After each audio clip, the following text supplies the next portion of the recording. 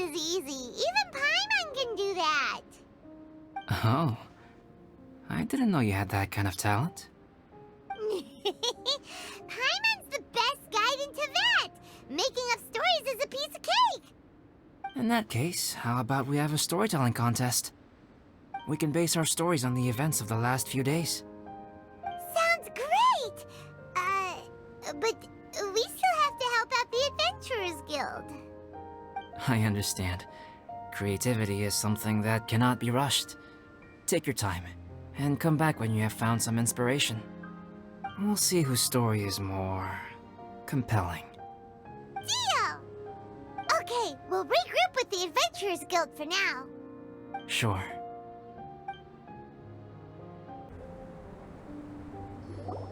Albedo! Traveler, Paimon. I suppose your story is ready. Yep. How about you? Do you need some more time? No need. I am also ready to tell my story. Paimon calls dibs. Paimon first! Please, go ahead. Okay, here goes. Once upon a time, there was an evil researcher who went into the mountains and did a crazy experiment on whopper flowers to transform their appearance. After a lot of pain and suffering, the whopper flowers finally took on a human form. Then they stood by the side of the mountain to wait for unsuspecting bypassers. To whoever spoke to them, they would ask them questions such as, "Who am I? Who are you?" If the bypasser got the wrong answer, the last sound they'd make would be a yelp before the whopper flower ate them alive in one bite. Ooh, truly frightening. What the? You two aren't scared at all! Don't go nitpicking, okay? If you didn't like the story, go write your own!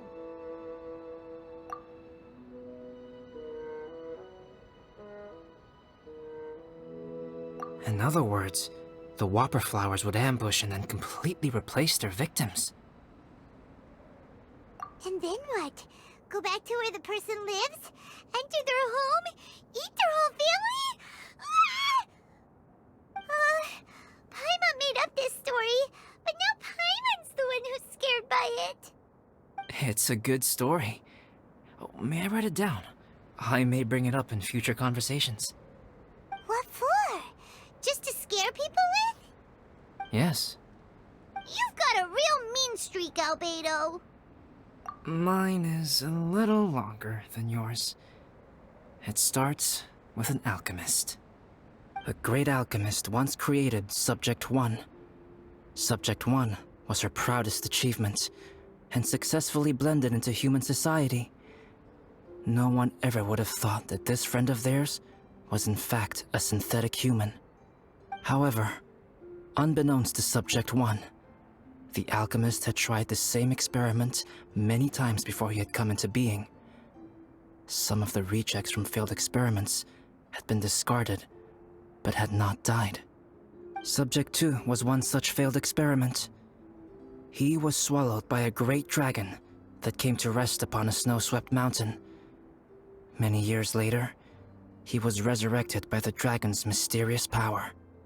He saw all kinds of people on the mountain, including Subject 1, who had somehow miraculously blended in among them.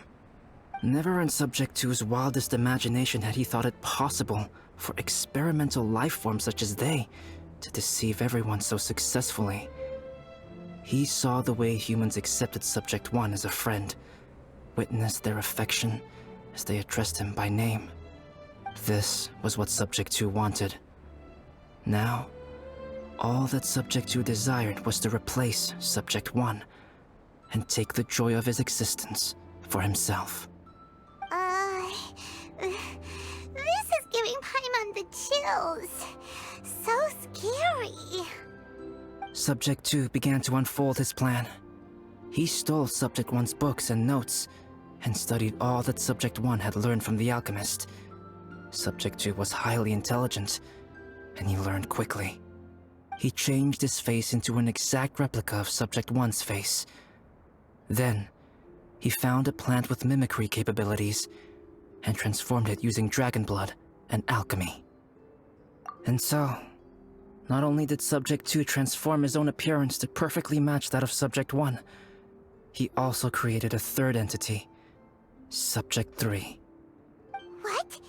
There's 3 of them now? But Subject 2 wanted to become a perfected human. So, he erased a mark in both his and Subject 3's necks. For these marks were symbols of imperfection. In my view, it was probably a subconscious act, an instinct. He so desperately craved to become a perfect human being that he forgot something. Human beings are defined by their flaws. Subject 2's plan was meticulously crafted.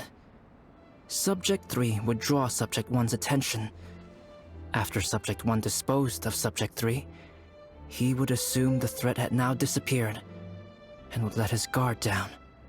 The next moment that Subject 1 was alone, Subject 2 would make his move. He would eliminate Subject 1 and become the only one remaining. He would secretly replace the Subject 1 of everyone's memories and inherit his identity, residence, clothing, sword, name, and friends. People would have no idea that the individual they knew had become somebody else from one day to the next. This is way too scary. Paimon's never gonna be able to trust anyone again. But just before Subject 2 could carry out his plan, a unique stranger entered the mix. Subject 2 tried to make contact with this person, but found that they could somehow sense he was different from Subject 1. What's wrong? Are you scared? What happened then? What happened to the stranger? He became a new stage in Subject 2's plan. One more person that Subject 2 had to dispose of. It's as if there were 3 identical roses in a garden. Only one of the 3 was a fine specimen, while the other 2 were defective specimens that bore poisonous thorns. In all the world, only the gardener who tended to them could tell which was the good specimen. People do not like poisonous plants. Only a perfect rose can fetch a high price. If the inferior specimens wanted to conceal the fact of their worthlessness, they would have to take the gardener out of the picture, using their poisonous thorns. This is exactly what Subject 2 was thinking. So, he hid in the shadows and waited patiently. Maybe soon, he would get his chance to become truly human.